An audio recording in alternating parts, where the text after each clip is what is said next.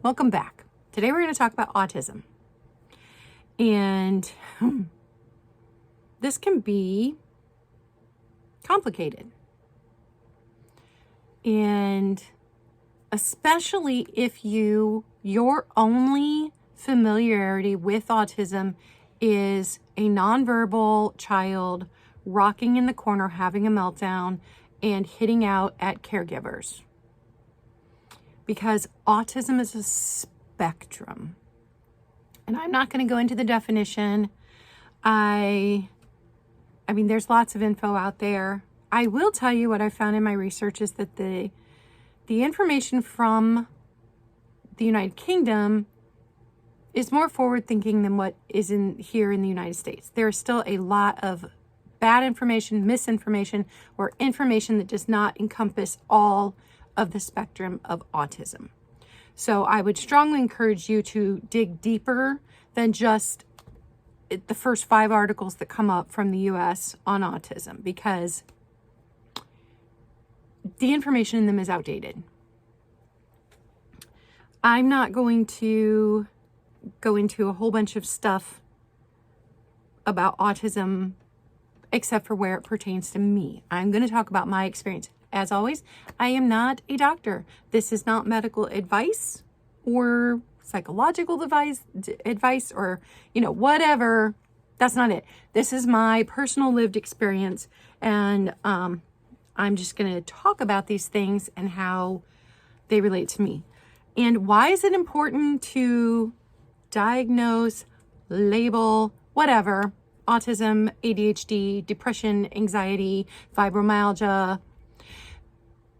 It's not a label that most people are looking for. It is a reason why they have felt like this for their whole life. It's that simple. The majority of people are not looking for a label. They're not even looking for an official diagnosis, especially with autism. It's not like, oh, here's a pill and you'll be all better. That's not even a thing. With autism, you have to learn coping skills, which being able to identify what the problem is can help you learn coping skills, can help you build a more understanding support group around yourself for when you need extra. So if I never get officially diagnosed with any of these things, it doesn't matter to me. The first person that ever mentioned fibromyalgia to me was a chiropractor, and a medical doctor does not accept a chiropractor saying you probably have fibromyalgia as a diagnosis. You have to go to 10 specialists who deny that you have it until finally one goes, oh yeah, I guess you do. Anyway, so that's why it's important for me to be able to identify what is going on with me, because even today, even this week, I have learned new things and I'm able to say, oh, that's what's happening right now. I'm not just a failure at life. That's an important one. So the 10 things I'm going to mention today did come out of a Psychology Today article. I think I had searched autism, signs of autism in adult women or something, because for the longest time, they didn't even think that girls could get autism. They thought it was just a boy thing. And it is so much more than that. The spectrum is just so much bigger for autism than people thought. But that is where these 10 things, I'm going to list them off, and then I'm going to talk about them individually, how they pertain to me. But they are now acknowledging that autism in women presents differently than men. And they are also acknowledging that you can make it into adulthood without having been diagnosed. Because it used to be, if you go back and read articles, it was a common belief that if autism had not presented before the age of 3, you were not autistic. That's just not true. It's just simply not true. And now we know better. So Psychology Today, this article listed 10 things that, and some of these are also present in men, but these are definitely things that present more in women. So number 1, social difficulties. 2, sensory sensitivity. 3 executive function, 4 obsessive interests, 5 camouflaging, 6 sleep issues, 7 difficulties with eye contact, 8 emotional regulation issues and meltdown, 9 stimming, and 10 anxiety and depression. And as with many, many things that are wrong with women, it gets lumped into anxiety and depression. Pain, anxiety and depression. Menopause symptoms, anxiety and depression. Autism, anxiety and depression. Cancer, anxiety and depression. Women have things that are absolutely validly wrong with them, and it gets lumped under, are you getting enough rest? And maybe you're a little depressed. Okay, I'm not going to backtrack on how all medication was tested on men exclusively for years and years and years. So dosages for women were wrong, and how it acted in women's bodies was wrong. I'm not going to get how the baselines were all based on men. I'm not going to get into it. Let's just accept it as a fact. Women are treated differently by the medical field as a whole than men are. And it is what it is. Okay, so social difficulties. And let's talk about this, because you may look at me and think, well, she doesn't have any social difficulties. And you would be absolutely wrong. I have never fit in. And a lot of these things are things that people who do not have ADHD or autism are going to experience a couple of times in their life, now and then. But when you have autism, these are things that you experience daily for all of your life that inhibit you from living a full and productive life. So that is the difference. There are jokes about, well, everybody has a touch of the autism. No, everybody has the human experience. So everybody may feel a little socially awkward in a new situation now and then, but they are not going to have issues with it from the time that they went into kindergarten until today at the age of 50, every single day, and it's not going to impact their lives in a large, large way. So that is the difference. So yes, everybody gets a little sensory sensitivity now and then. You're like, oh, this tag on my shirt, oh, it's just bothering me. But having one shirt that bothers you is different than the clothes that you're wearing every day, feeling like they are sandpaper until you cannot function because of that input coming. I feel very strongly about this, I'm sorry. But so everybody, yes, will feel one of these things at some point in their lives, because that is the human experience. But the difference is that when you have autism, you feel it every day for your entire life, and it inhibits you in big ways, if that makes sense. These are my words, not a medical doctor, not a psychologist or psychiatrist, my experience. So social difficulties. I have never, to this point, figured out how to make a friend and retain them. I've never figured it out. Those girls that have friends, that friend group they started in kindergarten, and then they all graduated together, and they took a trip where they wore similar dresses, and they did this big thing together, and then they go to college and they make friends, new friends in their sororities, and then their entire adult life they get together with their sorority sister. I don't get that. I do not get that. And for years, now I only figured out fairly recently that I'm autistic, because perimenopause made it much worse for me to handle everything. And a lot of these symptoms I brushed off to other things, although I was always on the search for what is wrong with me. Oh, sorry, allergies. I even remembered to take my allergy pill this morning. I am drinking turmeric and ginger tea with raw honey in it, locally sourced raw honey. It's a little warm. So, lost my train of thought. The social difficulties. I thought for years it was because we moved so often that I just hadn't had the opportunity to build these lifelong friendships, right? Because I only went to half a year of kindergarten before I was pulled out,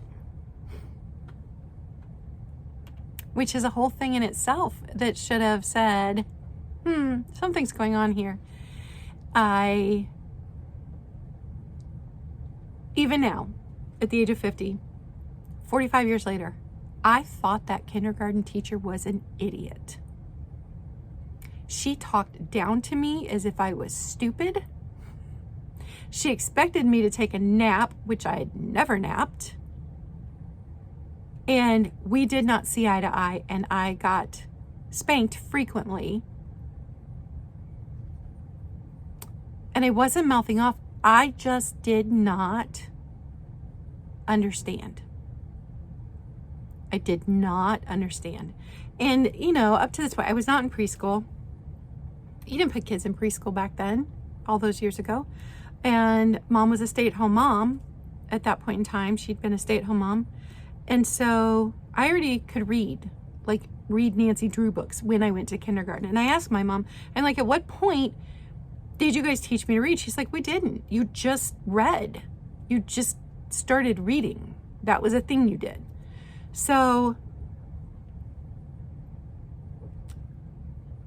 kindergarten I didn't know the rules. I think at this point in time, looking back, if somebody had set me down and said, this is how you're supposed to react, this is what you're supposed to do, then I would have been able to fit in, but I could not fit in. So instead, the only friend that I had made in kindergarten was a boy named Wesley Waltz, and his mom, who had less children than my mom, because at this point, I think she would have been pregnant with my youngest. No, maybe not quite yet pregnant with my youngest sister. So she would have just had my brother. And then there were 2 siblings in between my brother and I. So there were 4 of us.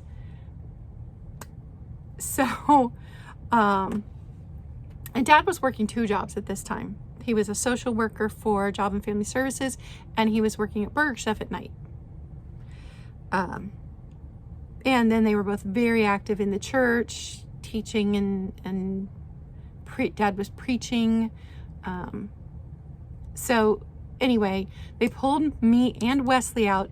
And I think mostly they pulled Wesley out because he was just so far advanced. He was also reading at the same level I was. And he was probably very bored. He was not disruptive like I was. And I wasn't disruptive. I just didn't understand. But I got in trouble for questioning. I wasn't allowed to ask questions or disagree. And perhaps if I'd had a far more understanding teacher, which I did first grade, so let me tell you about that. So they pulled us out, and Wesley and I were homeschooled by Wesley's mom for the rest of kindergarten. So then Wesley and I were put into a new school along with my sister Christy then, who was a year younger, and Miss Grimshaw. And I don't know where she is today, but let me tell you, the most patient, kind, understanding, intelligent woman, because she caught on right away. And I was happiest if you stuck me in a corner with a book. So if I had finished my work, you stuck me in a corner with a book. And so she introduced me to all kinds of new books and kept my brain stimulated, but in a quiet way so that I was not being disruptive. Never got in trouble with her, never. And she was teaching 1st, 2nd, and 3rd grade in the same room. And so she would split the reading groups into 1st, 2nd, and 3rd grade reading levels, put us into little reading circles. Wesley led one, I led one, and she led one. So she picked up right away that there were things going on and that I needed to be given extra things to do. And she was very clear about the rules. And if you tell me the rules, I'm going to follow the rules. If you change the rules, I'm going to get confused and upset, and I'm going to shut down because I don't understand that you've changed the rules without telling me. And that's the key. Also, she would keep me after school because her house was right there at the school property line, and I would swing for hours until my dad picked me up. Just swing. So there we come into the rocking. I would swing and swing and swing and swing, and it was my happiest time, completely alone. Most of the other kids had gone home, and I don't know what my sister was doing at that point in time, but I would just swing. Just leave me alone to swing. So, then we get further into, we moved. We were only there through second grade, or maybe, I don't remember. Yeah, second grade. We moved again, third and fourth grade. No, I don't remember, but we moved again. Did not get along with, the only thing that teacher liked me for was the fact that I read more books than anyone else in grades kindergarten through sixth grade. It was the only thing I ever did right for her. Then we moved again, and that was fourth, fifth, and sixth grade at that school. And each of these schools, we were also moving homes, cities, counties. So then at that school, we finally landed in the city where we ended up spending the rest of my growing up years. I'm still in that area now. But then in seventh, now mind you, private Christian schools, small private Christian schools. I'm a preacher's daughter. We did not watch TV, so completely sheltered. So then get into seventh grade, go in public school system for the first time. Talk about your culture shock. But by then I'm figuring out I don't make friends well. I don't know how to hang on to friends. I don't understand the cattiness behind each other's backs and then the being best friends to each other's face. Like at this point in time now, I'm just thoroughly confused by the rules. I don't get it. I don't understand. And every time I think I've made a friend, I haven't. And so this just continues through high school, where in my senior year, I actually switched schools again because things were so bad and I was just so confused. Had the best senior year, but it wasn't even friends with the people I was in 12th grade with. Like, I've just never gotten it. Still don't. My best friends are people related to me, and that's who I spend most of my time with. So we're already 17 minutes into just the first one. I don't know if I have to make this 2 parts or 3 parts, but let's move on. Let's move on. Sensory sensitivity. Now, I brushed this one away for years as just being part of my fibromyalgia and being such a high pain levels all the time, until I started to remember that no, that was a thing that was going on before I had that sign fall on my head. So I have a pile of jewelry here because I take jewelry off the second that a live on my other channel is over. I cannot tolerate having jewelry on. And that is a thing I've always done. The second that I sit down from whatever activity I was doing that I put the jewelry on for, the jewelry has to come off. And I didn't even realize it was a thing that I was doing until my rings were stolen because I left them sitting on a restaurant table in my early 20s. I thought that the sensory issues from clothing was just a thing because of fibromyalgia and being in pain. Some days my skin, like today, feels like it's paper that's going to tear if things touch it. Other days it just feels like my skin is on fire and the weight of clothes is more than I can handle. And then I remembered 1970s clothing, polyester. I can't even touch it. I cannot touch it. Couldn't stand it as a kid. And so I did seek out the softest clothing that I owned, and I would wear it repeatedly as a kid.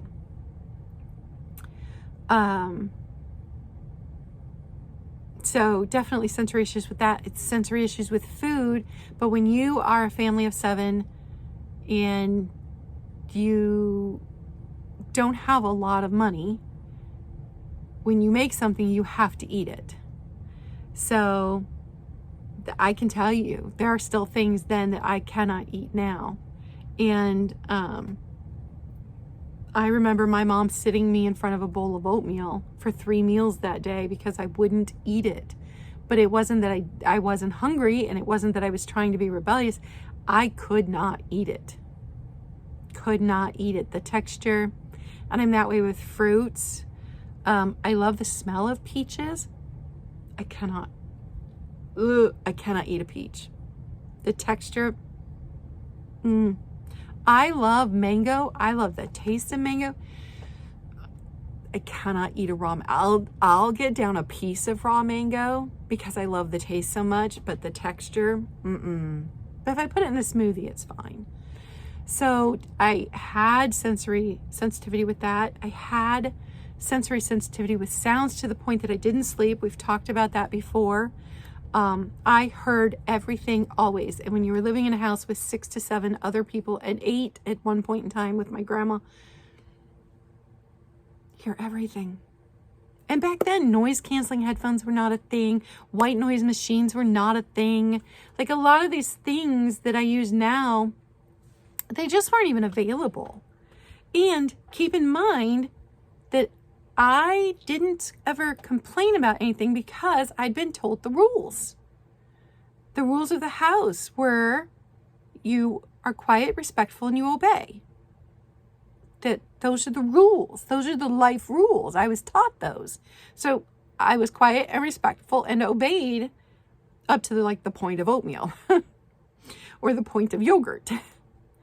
And even then I didn't melt down and have a big fit. I just sat there quietly in front of my bowl of oatmeal, not eating it, unable to even explain why I couldn't eat it.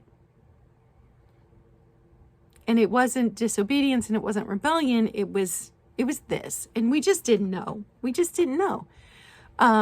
Executive function. Now this one you run into, this is a lot of these things cross over with ADHD. So if you do the Venn diagram, I think you'll find crossover, but there's very different things that are autism. They're definitely not ADHD. So executive function and executive dysfunction are definitely a crossover between autism and ADHD. But here again, this was another thing that I just pushed off as being fibromyalgia. But if you go all the way back to high school, I was the queen of procrastination. The queen. And the only way that I got through school was because I was intelligent. Not because I did all the work I was supposed to do or turned it in a timely manner. Queen of procrastination. Struggled so much with trying to get things done. Still struggle. But for so many years, I pushed it off as, it's fibromyalgia because I've gone to work for the day, which was the thing that had to be done.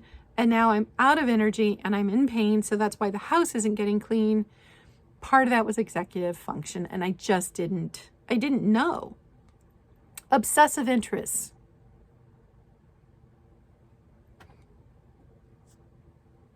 I don't know anyone like that. My current obsessive interest is not clear glass. Vintage in itself has not been my obsession for years. I have not spent the last few years trying to recreate my grandmother's home from the 1950s in every place that I live in. Yes, obsessive interests. And it's where you want to learn every single fact about a subject.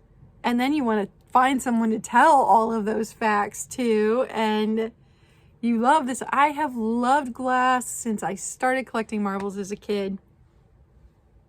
I don't know what to tell you. It's a thing.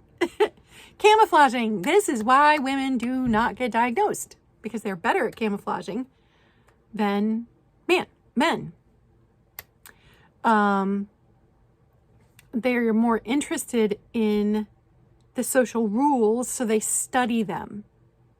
I learned how to behave like a human from books and TV shows. Except it's interesting because the TV show that I watched the most besides Mr. Rogers was Star Trek. Because we had very limited access to TV when I was growing up. My parents did not think kids should be watching a lot of TV, and so we were very limited. But Star Trek was my dad's favorite show, so we were allowed to watch half-naked blue Martians, but not, or aliens, not Martians. But that was okay. Anyway, but I grew up on Star Trek.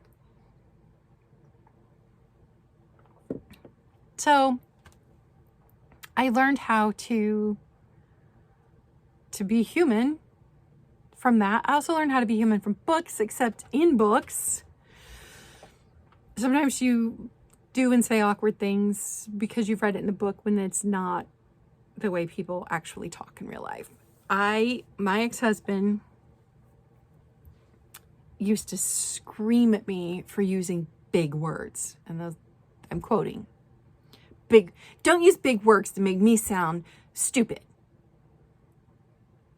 I was just using big words because I'd been reading since I was 4. And that was actually how all the words in my brain worked. And I was never intending to make someone feel stupid simply by the way that I talked. It was crushing to me after we got married and he started yelling at me for that. It crushed me. Because that was never my intent. Now I know that he was abusive. I didn't know then. You know, in my mind, this was the person that I loved the most in the world besides people I was related to. And he loved me the same way, except he didn't. But we try to learn. I'm still, if I get caught off guard, I'm still awkward. And this is a thing where, like, every single time I get an email, I will answer the question. I have given the information that was requested. So if somebody calls or somebody emails me and says, you know, is the cranberry glass still available and how much? What they started their email out with was, hey, Claudia, how are you? Hope things are going well. Is the cranberry glass still available? Blah, blah, blah. Thank you so much. Hope to hear from you soon. Love your content. Things like that. My immediate response is to type in cranberry glass, blah, blah, blah. This is the price. Let me know if you would like this item. And then I have to go back because I have to correct myself every single time. I still have not learned. You have to answer people nicely. In my head, it's just information. Information came in, information's going to go. Information was requested, information's going to go out. But that is not how it works. There are social niceties. So I have to respond with, hey, I'm great. Love that you were rewatching my video. And it's not that I don't appreciate that people rewatch the video. It's that it doesn't. I have to constantly remind myself to be human because it does not come naturally to say those things. Like when people say, hey, how are you? If I say fine, which is the appropriate response, I am well aware of that. I spend the rest of the day in my head knowing that I have lied to that person because I'm not fine. So women camouflage better. They mask better than men. So a lot of times you don't get that what people think of as awkwardness that might be a social anxiety or autism or something else. We've learned to hide it. From a very young age, you learn to hide it. And it used to terrify me to have to go to a different church because Dad would get called in a lot as an interim pastor when churches were in between pastors. So sometimes it would just be one time we'd go and he'd preach a Sunday. Sometimes it would be, 4 weeks, 8 weeks in a row, we'd be at this new church. But the terror of having to go into a new situation where I didn't know where bathrooms were, where I didn't know, because every church had a little bit different social rules, where I didn't know the rules, where I didn't know anybody. And a lot of times we would have to sing a special, us girls, just the terror. So you learned to mask. I learned to mask really early on. And I can name specific instances that still pop up in my brain and I relive wishing I'd done them differently.